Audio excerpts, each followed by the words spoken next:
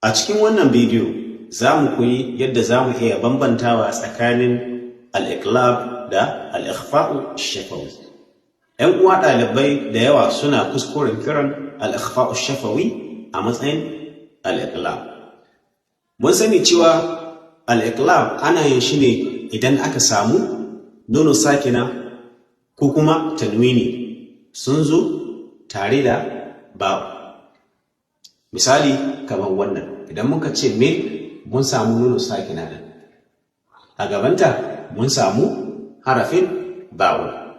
Kunga ya cika sharaɗin al-iqlab, sai mu karanta min ba'd.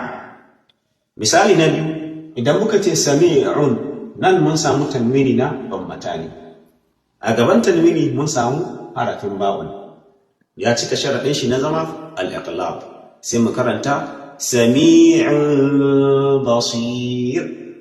Sai shi kuma al-ikhfa'u shafawi.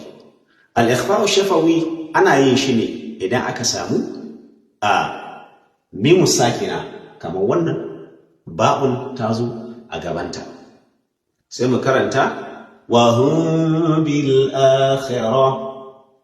Sai misali na gaba, tarmihim, idan mun kula mun samu mimu sakina anan, a gabanta mun samu harafin ba'un, sai mu karanta tarmihim bi hijara. Da yawa daga cikin 'yan uwa ɗalibai suna tunanin cewa kawai da an samu ba'un ta zo kawai za a yi al-iqlab ne. Abinda za a kula da shi a nan shi ne, idan aka samu ba'un za a duba a gani nunu sakina ne ko tanwin ya zo kafin shi ko kuma mimu sakina. Idan aka samu nunu sakina ko tanwini ya zo kafin harafin ba'un, to za a yi al-iqlab ne. Idan kuma aka samu mimu sakina ta zo kafin ba'un, za a yi al-ikhfa'u shafawi ne. Da fatan mun fahimta.